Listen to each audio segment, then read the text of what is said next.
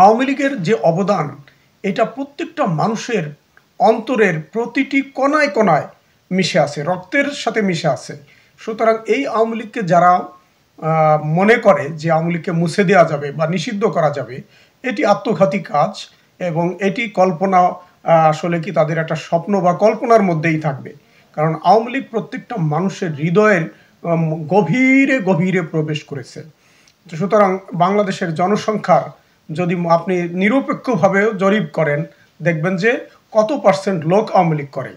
সুতরাং আজকে সেই আওয়ামী লীগকে যারা হাস্যকরভাবে, প্রহসনভাবে নিষিদ্ধের জন্য আলোচনা করে বা সিদ্ধান্ত করে, তাদের একটাই সত্যকে আড়াল করে তারা ঘোলা জলে মাছ শিকার করে রাজাকার সুবিধাবাদী বিএনপিদের হাতে দেশটাকে অকার্য করার একটা গভীর চক্রান্তের অংশ হিসাবে। এবং সেটি আপনি দেখেছেন যে জুলাই অভ্যুত্থান আসলে ছাত্রদের কোনো অভ্যুত্থান ছিল না, এটিকে সন্ত্রাসী হামলার মাধ্যমে ক্ষমতা দখলের একটা অভ্যুত্থান ছিল। তা সেটি তারা সফল হয়েছে, কেননা যে আমাদের আইন প্রয়োগকারী সংস্থা এবং আমাদের বিভিন্ন এজেন্সিগুলো, জানি না তাদের অজ্ঞতাবশতই হোক আর তাদের অজ্ঞাতেই হোক, যে কোনোভাবেই হোক তারা, অথবা তাদের ভিতরে নেগলিজেন্সি হোক, কিভাবে তারা এটাকে জানলো না এত বড় একটা ঘটনা ঘটে গেল বাংলাদেশে। এটি আমাদের জাতির জন্য একটা কলঙ্কজনক অধ্যায় এই জুলাই অভ্যুত্থান। এই কলঙ্কজনক অধ্যায়ের মাধ্যমে যারা মনে করছে যে আমরা আওয়ামী লীগকে নিশ্চিহ্ন করতে পারবো, আওয়ামী লীগকে নিষিদ্ধ করতে পারবো, এটি আসলে একটি প্রহসন এবং এটি কখনোই বাংলার মাটিতে সম্ভব নয়।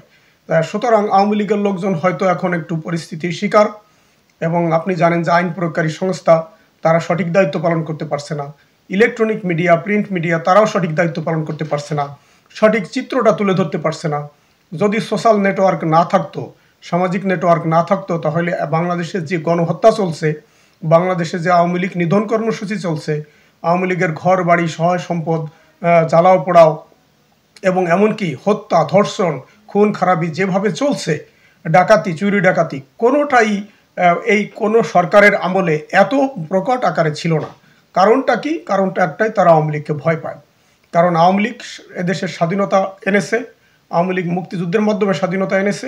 আজ মুক্তিযোদ্ধাদেরকেও অসম্মান করে বাংলাদেশকে একটি মুক্তিযুদ্ধের সেই পরাজিত শক্তি যারা, মুক্তিযুদ্ধকে যারা চায়নি বা বাংলাদেশের স্বাধীনতা যারা চায়নি, সেই জামাত বিএনপি জোট, বিএনপিরও কিছু অংশ, তারা এই জামাতের সাথে গা টাকা দিয়ে ক্ষমতা আসার লোভে আওয়ামী লীগের এই কার্যক্রমে যারা একটু সচেতন, তারা কিন্তু দুই একজন বিএনপির লোকও বলছে যে না, কোনো দলকে নিষিদ্ধ করা যাবে না। সুতরাং এই নিষিদ্ধের আইডিয়াটাই একটা প্রহসন এবং এটি বাংলার মাটিতে কখনোই হবে না। এবং আওয়ামী লীগের বঙ্গবন্ধুর আদর্শের একজন সৈনিক জীবিত থাকতে সেটি বাস্তবায়ন হতে দিবে না, সেটা প্রতিহত করা হবে। এবং সেই জন্য বাংলার তরুণ দামালেরা বসে আছে নেত্রীর নির্দেশের অপেক্ষায়। আশা করি এটি তারা কখনোই করতে পারবে না। একটি প্রহসন, একটি সময়ের ব্যাপার। ইনশাল্লাহ আপনি দেখবেন যে আমাদের প্রাণপ্রিয় জননেত্রী উনি পদত্যাগ করেননি, ওনাকে ষড়যন্ত্র করে পাঠানো হয়েছে। অবৈধ ইউনূস অলরেডি কোর্টের থেকে আপনি দেখেছেন রায় হয়েছে, এবং এখনও জাতিসংঘ সহ বিশ্বের কোনো জায়গায় কিন্তু তারা কোনো প্রমাণ দিতে পারেননি যে জননেত্রী শেখ হাসিনা পদত্যাগ করেছেন, এবং সেই পদত্যাগপত্রটি বিশ্বের কোথাও তারা দেখাতে পারেননি। বাংলাদেশের জনগণের এখন সুযোগ এসেছে যে ন্যায়কে ন্যায় বলা, অন্যায়কে অন্যায় বলা। জননেত্রী শেখ হাসিনা এত প্রতিকূলতার মধ্যে কিভাবে বাংলাদেশকে নেতৃত্ব দিয়ে বাংলাদেশকে উন্নয়নের রোল মডেল হিসেবে সারা বিশ্বে পরিচয় করে তুলেছেন। আপনি দেখছেন বাংলাদেশে মানে কিভাবে রাস্তাঘাটের উন্নয়ন হয়েছে, বাংলাদেশে কোন খাত আছে নারী জাগরণের ক্ষেত্রে বাংলাদেশে সারা বিশ্বে অনন্য স্থান অধিকার করেছে, জাতিসংঘ বারবার পুরস্কৃত করেছে বাংলাদেশকে, এবং শিল্প উন্নয়নের ক্ষেত্রে বাংলাদেশ এগিয়ে গেছে।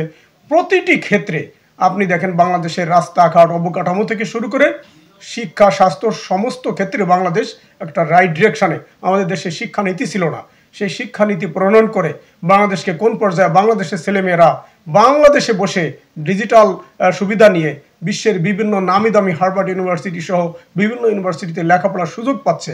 কার কারণে? কার বদৌলতে? জননেত্রী শেখ হাসিনার বদৌলতে।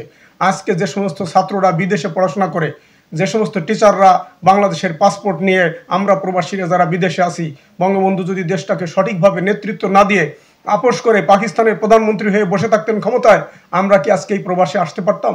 আমরা কি আজকে এই আপনার সাথে এই টকশোতে কথা বলার সুযোগ পেতাম?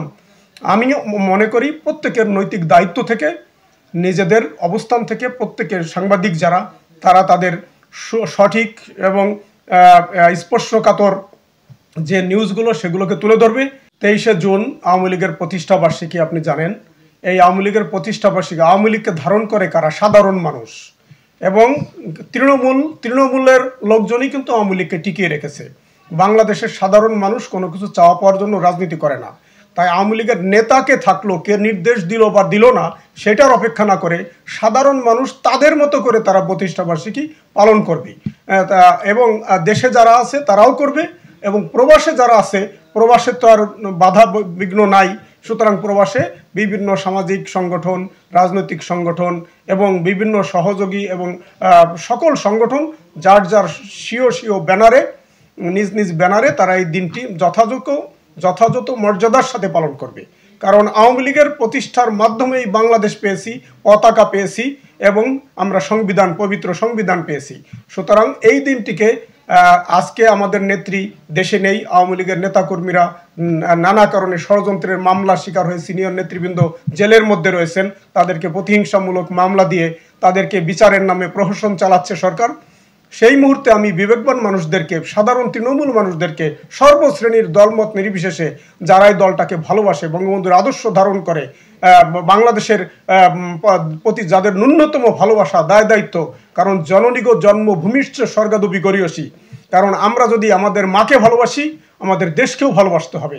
যারা দেশকে ভালোবাসে তারা অবশ্যই দেশের কথা চিন্তা করে, মানুষের কথা চিন্তা করে, মাটি ও মানুষের কথা চিন্তা করে তারা অবশ্যই এই আওয়ামী লীগের প্রতিষ্ঠাবার্ষিকী 23শে জুনকে যথাযথ মর্যাদার সাথে পালন করবে এবং আমরা প্রবাস থেকে অবশ্যই সেটাকে পালন করব।